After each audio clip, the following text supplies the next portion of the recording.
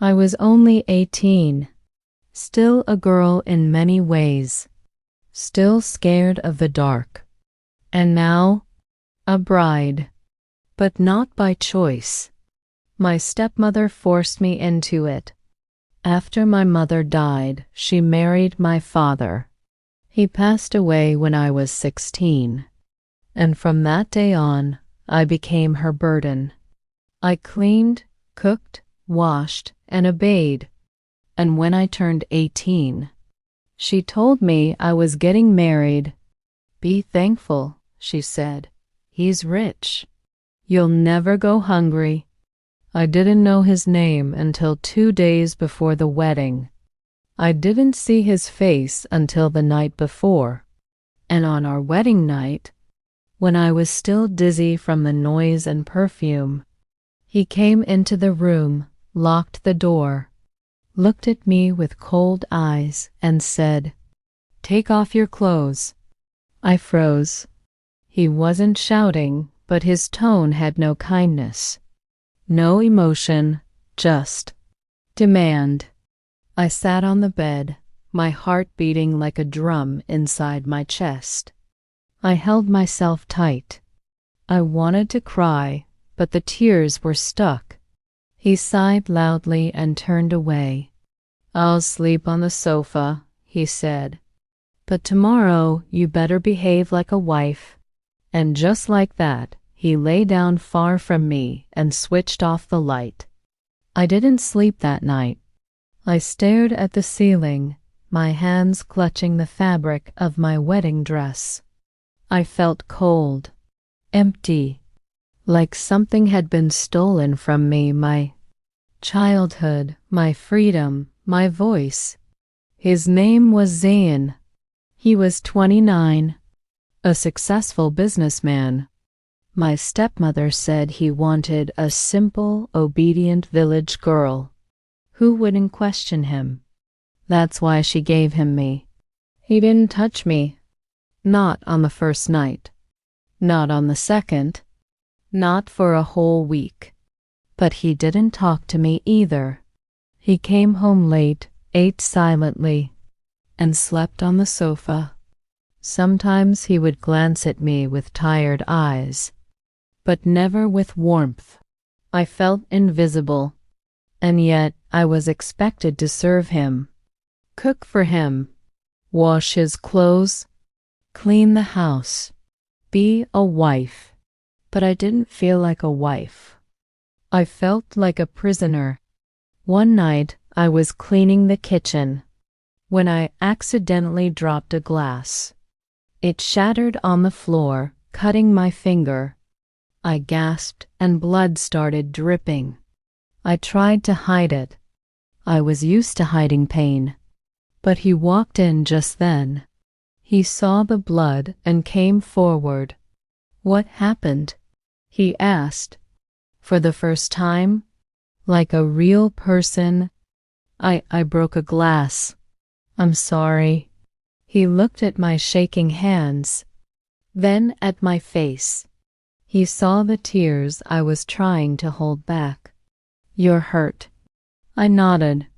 He gently took my hand and wrapped a cloth around it. I looked at him, confused.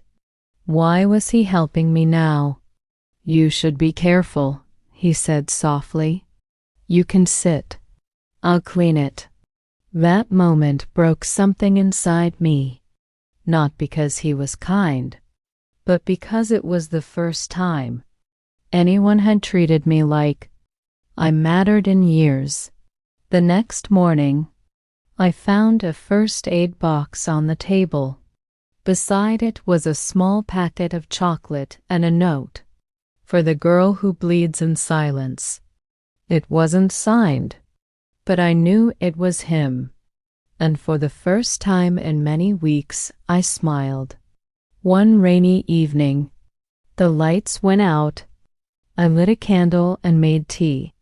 He came home soaked hell, ooking tired.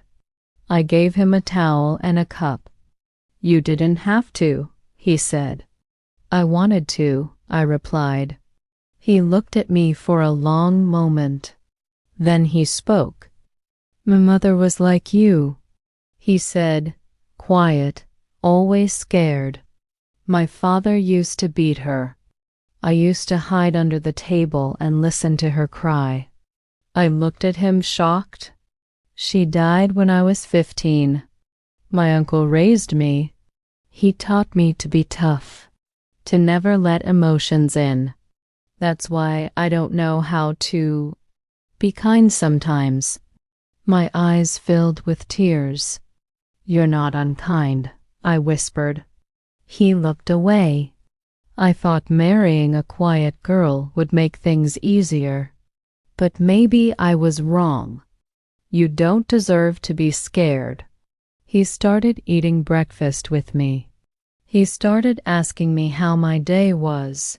He started buying me books. Because I once told him I loved reading but never had time. He never touched me without asking. He always knocked before entering the room.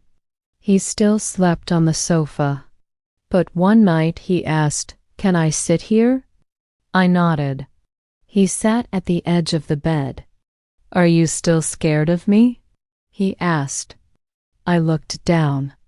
"Not as much," I said quietly. He smiled. "That's a start." 2 months passed. One day I told him everything. About my stepmother. About how I begged not to marry.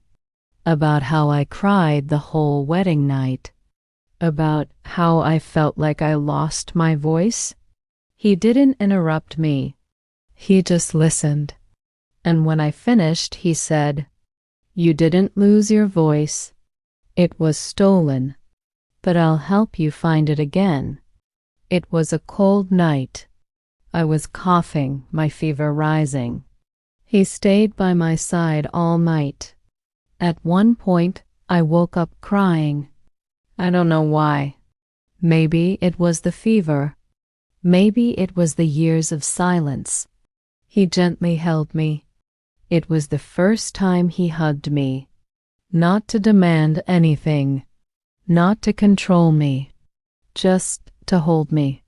3 months into our marriage, he came into the room.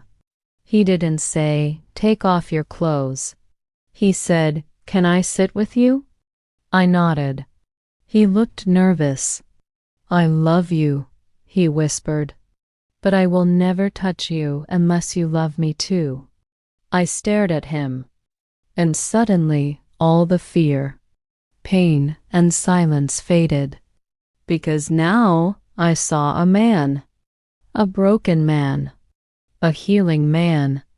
A gentle man. I reached for his hand. "I'm ready," I said.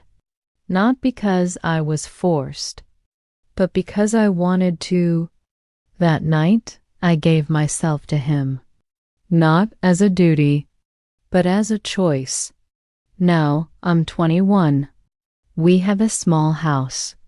A garden. I write books now. I tell stories of girls like me.